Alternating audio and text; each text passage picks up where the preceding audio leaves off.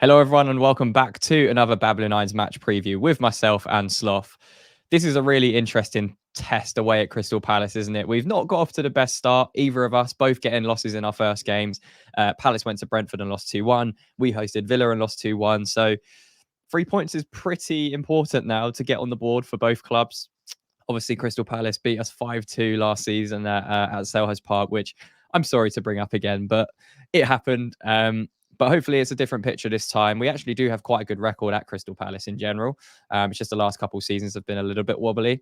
So what we're going to do is we're going to break down how Crystal Palace play, what we need to be careful of, and how we can use our system and whether we would integrate some of the new players a little bit more into this game, because I know that was also a talking point from Aston Villa on Julen Lopetegui's side. So first of all, before we get into it, Sloth, very, very quick summary of how you're feeling going into this game after what was a slightly disappointing defeat to Aston Villa, but again, one we weren't too over the top on.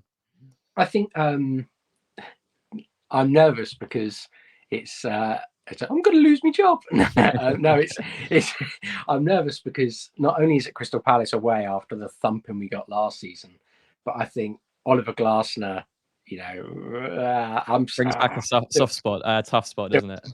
Ruin the day we met him, but he's got Palace playing some fantastic football, and I think that particularly when you look at the fact that last season in particular they had quite a hit and miss squad, and I don't think that's not any disrespect to Palace. I think Glasner got the best out of the players who were underperforming, and one of my favourite forwards from a few years ago, and someone that I really wanted West Ham to sign is Jean-Philippe Mateta.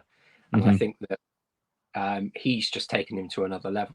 And it's going to be a difficult couple of games if exactly the sort of striker that we should have signed years ago scores yet again against us. And I think that when you look at Palace, they're always a very technically good side. Well, in recent seasons, and I think that the thing that gives me an unerring sort of slight confidence is that they seem to be in a very weird transfer limbo and with ins and outs, and it's something that I'm sure Palace fans will be quite nervous about as well. Yeah, no, 100%. It looks like, obviously, we're going to get onto the team news after, but Anderson's pretty much gone to Fulham, so very unlikely he'll play. Obviously, Gahey's linked to Newcastle. We expect him to play, though. But as you say, last season, I thought Glasner came in and did a really, really good job. Obviously, they were the informed team at the back end of last season. They put 5 past us. I'm pretty sure they put 5 past Villa as well at one point towards the end of the season. So they were flying. And I think he's gotten playing a really, really good structured system, high intensity, high pressing, focused on dominating possession where possible. And yeah, we saw that against Brentford. So obviously he was moved to a 3-4-3. So we wanted to highlight some of the ways that Crystal Palace play with some illustrations for you that for you guys watching that haven't really seen it. So first off, if we've got the ball with our goalkeeper, we've seen that we have not been the best at playing out from the back. And because Palace play a 3-4-3, you will see this. If this is their front three line of Mateta, Eze, and Kamada, they will play very, very narrow in like this. And because they play that 3-4-3 system, their fullbacks in Mitchell and Munoz will get forwards and effectively go man for man pressing on our fullbacks, which you will see here. So this is an indication of where we need to be very careful. And someone like Kufau, who didn't have a good game last week and isn't the best technically on the ball, if we're playing Kufau and Souček on that right-hand side, Palace will be definitely identifying that as a weakness, especially when we've got possession of the ball, because we see it often. Areola getting the ball from a goal kick or whatever, or a defender passing him the ball. He'll try and do that chip into Kufau to kind of beat the first line. But if you do that against Crystal Palace, they're going to be alert to it. They're going to be on you in a flash like this. And yeah, the fullbacks go man to man on our fullbacks. Eze and if it's Kamada on the other side, they kind of stay inside. So does that concern you, Sloth? Because technically we're trying to raise the level of our squad. You mentioned that Crystal Palace actually have quite a lot of technicians in their team. Adam Wharton, fantastic on the ball. Kamada, fantastic. Eze, fantastic. So they do have a really nice blend now of on the ball players, even Mark Gahey at the back as well. So do we need to be careful if we are going to go there and try and play out from the back in situations like that? Definitely. And I think that on that left-hand side, we have quite a good, matchup, but it's the right-hand side that worries me, because Soufal is culpable at times. I'm going to put that as a very nice way of saying so. But I think that Aaron Wan-Bissaka is also kind of not always the most confident in terms of progressing the play, and it's going to be one of those things where I suspect he'll be thrown in, and I think he'll be started. Agreed. And I almost see it as something that will look to use Aaron Wan-Bissaka and his physicality and his ability one-on-one, but then let that then ease up a centre back. And we spoke about it when we said about Todibo coming in and Wan-Bissaka coming in, but I think that his addition would allow a more progressive centre back to get forward a little bit. And if Wan-Bissaka drops slightly off their fullback, I think that someone like Todibo will be able to cover, and it will give us a bit of a sort of doubling up on their most creative players. And I expect that double up approach to be on Eze, Kamada, and well, we know how they can both hurt us, but I think getting someone physical on Mateta will also be a good way of limiting that link up between them, and the closing down of the press where we can with big physical players and defensively competent ones.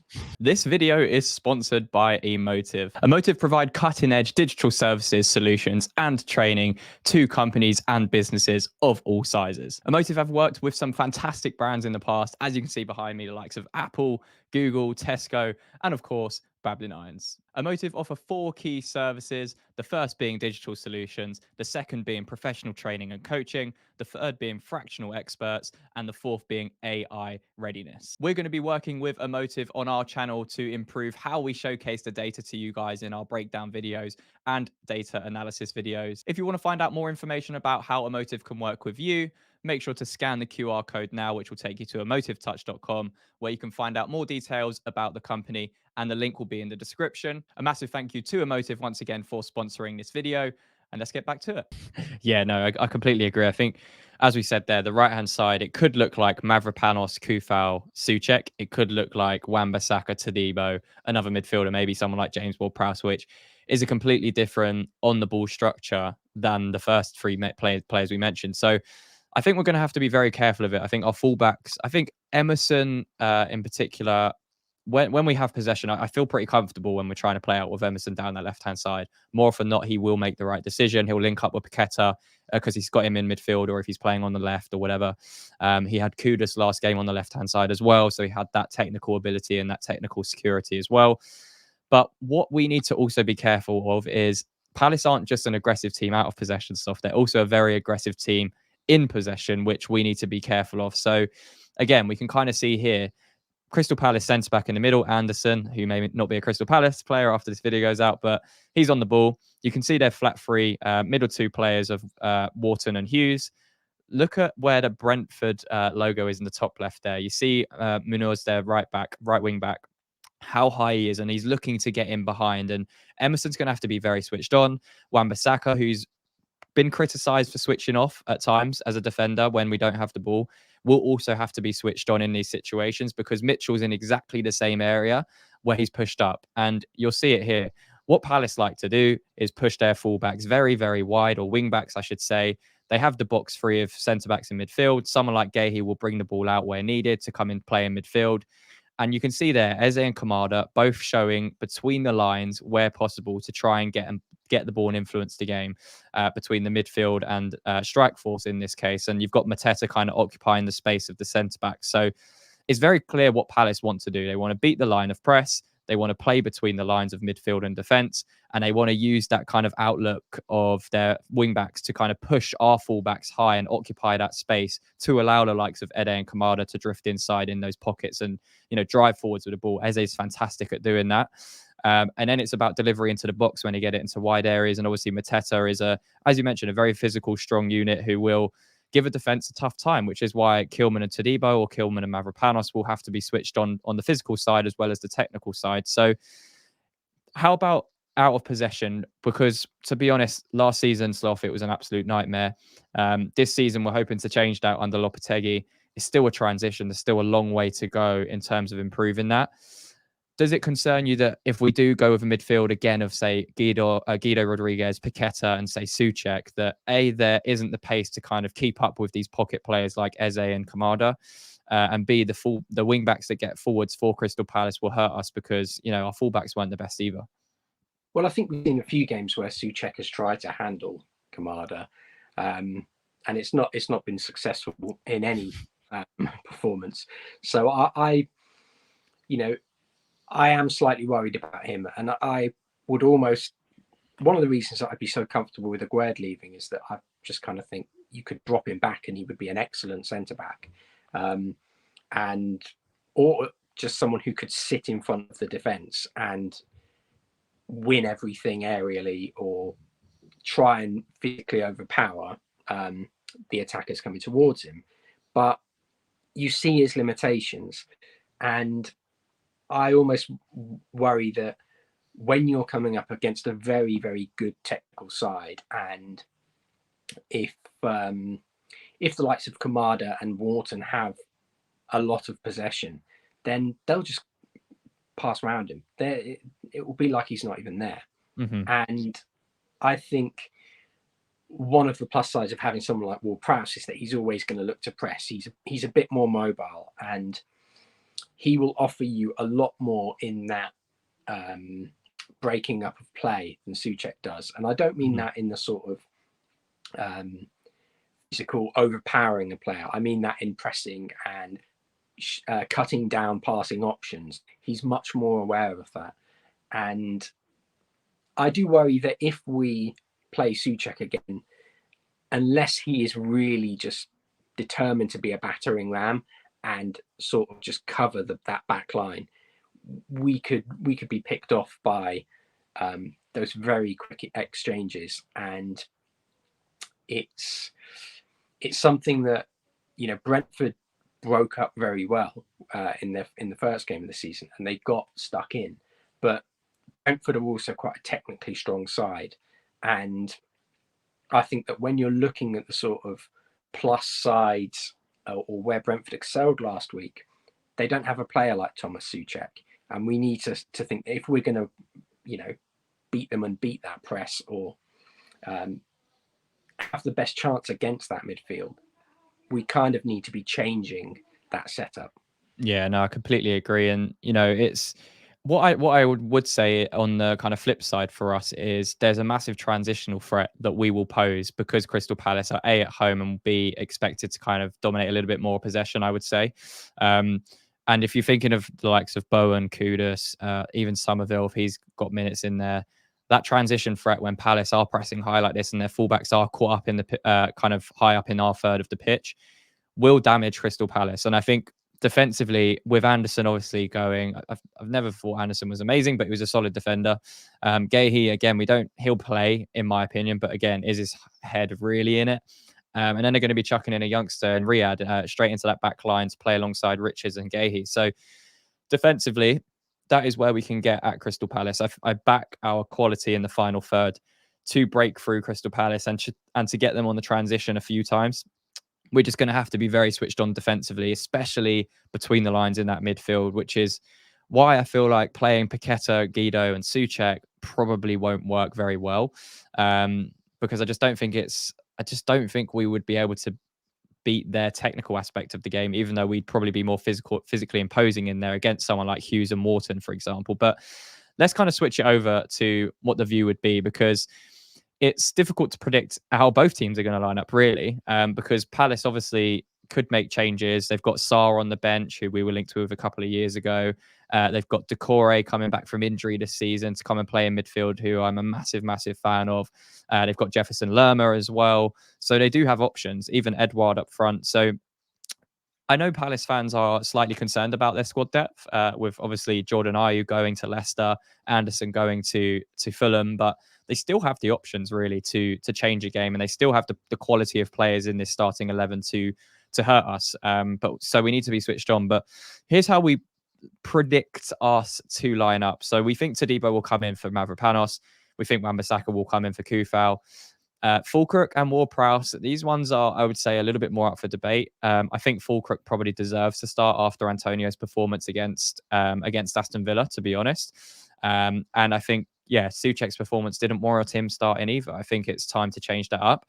Would I play this? No, I would play Kudus where Ward-Prowse is, and play Somerville on the left. But again, I just think if you're looking at it from a transitional threat point of view as well, I think we have the players to hurt them. I really do, especially when they're caught upfield, what we showed with the screenshots earlier. But where's our main strengths going to come from in this match, Lof? How do we get at Crystal Palace? Is it transitional threats? Is there any other way we can get into it, in through playing through that 3-4-3? I think that when you have players like Paqueta and Guido Rodriguez who can pick a pass, you always have a threat, and particularly with that pace that we possess. I mean, you look at how Brentford got results against Palace and how they created their chances, and the fact that they were so quick on the break.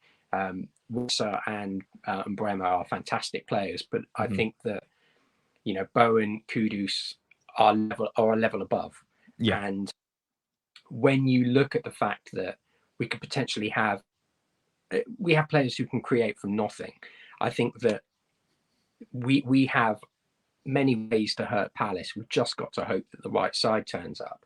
And even if Souček does play, I'm not going to think, that's lost us the game before we've even kicked off, because as we've said, he could win an aerial ball and it bounces to Kudus, who could create, as I said, something from nothing.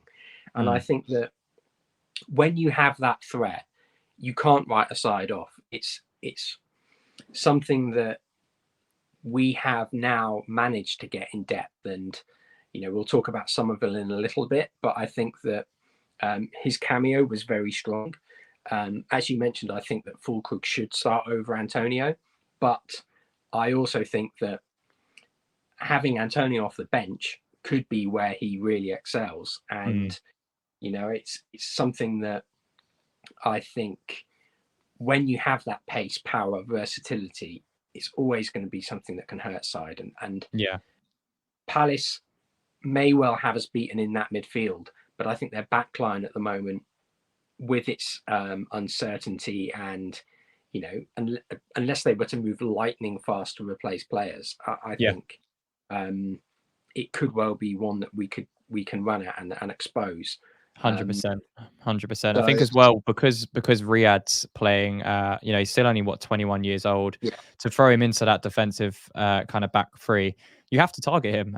You have to be targeting these players, and I feel like that's why I would start Fulkrug over Antonio, just to give him that kind of not trust but confidence from Lopetegui to say, look, you're my number one right now. Show me why. If he has a similar performance to Antonio, we'll sit here and say, it wasn't good enough. And then it's up to debate.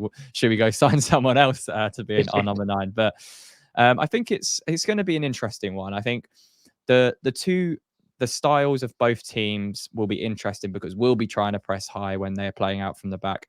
They're obviously going to press us very high when we try and play out from the back. And then I think A, it's going to be who's more clinical, and B, can we hurt them on transition and make sure we don't get hurt too much on transition? Because we mentioned a lot about Crystal Palace controlling the game or trying to control the game. Their transitional threat is, just as dangerous as ours, really. We might have better players in transition, but I think the way they play, they could really hurt us with their transitions, especially with their fullbacks pushing forwards, or wingbacks, sorry. So what do you think, Sloth? Because we saw this as well. I think this is one important thing to touch on when we talk about the team news. This was kind of going round as a quote today or yesterday when you're watching this, was obviously Alvarez is likely to be out. But that bottom quote there saying from Lopetegui in his press conference saying, we have had some little problems in our training sessions, but maybe these can be overcome. We're not too sure at the moment. We're just going to have to wait and see. Do you read anything into this, or is it just social media blowing things out of proportion as always? I want to think that it's social media blowing things out of proportion. To be honest, I think if someone had picked up an injury, he'd have said it straight away. Yeah. I don't think there's any mind games in that. If it was more of an issue than, say, someone's picked up a knock and it's a little bit of a swelling or bruising, and maybe they just had to do a different type of training for the day, that's not really a worry. I think that even if Somerville has picked up a knock, I think we have enough in transition to hurt them. And you know, we spoke about how Palace have that strength and depth up top. I think our attackers will be looking at that back line and thinking, there's a chance for us to get ourselves in the goals today. And I wouldn't worry too much about it. I do think that, as much as we might like the idea of playing mind games, I think if someone got injured, you just say, look, they're not going to be ready. You come right out and say it. Someone's been injured in training, and we're not risking it. Why mess about? It's almost too close to it. Yeah, I don't think there's anything in it. I think there's probably been a couple of niggles or knocks in training where he's gone into the press conference and he genuinely doesn't know what's happened. And again, we'll see. We'll see what happens with the lineup. There's no point stressing out about it. People saying, is there another Dimitri Payet situation? No, it's about the team news. He was asked about the team news, and it's clear he was talking about Alvarez's injury before. It's still related to that. It's not that it's been like, oh, Kudus has stormed out of or Paqueta's stormed out. I mean, it might be the case, but it's very unlikely. But well, I think if it was previous years at West Ham, it would have just been, oh yeah, someone picked up a knock, but we're going to give an injury. An injection. They'll be all right. Yeah, that's very true. Or we might get another Arnautovic situation where they pretend to go and then come back and say I'm back. But we'll see. We'll see what happens with that. Score predictions after everything we've said, Slough. I think for me, it's going to be a tough game, and I think both teams will score. It's one I think will edge, but I want to see what your score prediction is. I'm going to say 3-1. I think they have very, very strong players, but I think our attack, they have a bit of a point to prove. And as good as I think Palace are, and Glasner's a fantastic manager, I think they could well be down to bare bones. If Newcastle do somehow manage to meet the threshold because let's face it, if Newcastle are bidding this sort of money, they're not going to want to see him playing. No. And it's going to be something that they're saying, look, we've got a £60 million offer on the table or whatever. I don't think Palace care. I think they'll play him. They might well do, but if that's the case, and if Gray says he wants to go, which I don't think he would, I don't think he'd force a move. But you know what modern football's like, it's kind of unpredictable.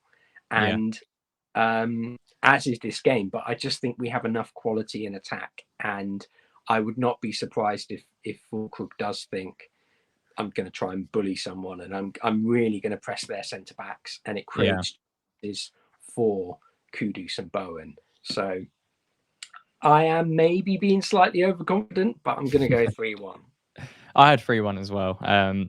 I think it could go either way. I think we could lose 3-1, but I think it will be a 3-1 scoreline. But I'm fairly confident in us to score 3 goals, especially with Crystal Palace's defensive concerns and obviously what's happening right now with the transfer activity, etc. And I think we're only going to see us get stronger as the season goes on, as we start to integrate these new players and we start to become a more settled starting 11 under Julen Lopetegui, and we start to get through that transition period of first 10 to 15 games, which I think is a fair amount of time for him to kind of embed these players into the squad and, really push on into the season. So let us know what you think down below in the comments. What do you think the score is going to be? Give us your predictions. How do you feel like we're going to line up as well? Who would you like to see come in that didn't start against Aston Villa? Wan-Bissaka, Todibo, even someone like Fulkrug or Ward-Prowse? Let us know in the comments, and leave a like on the video if you enjoyed. Subscribe to the channel for more content, and Sloth, until the next one. Come on, you eyes.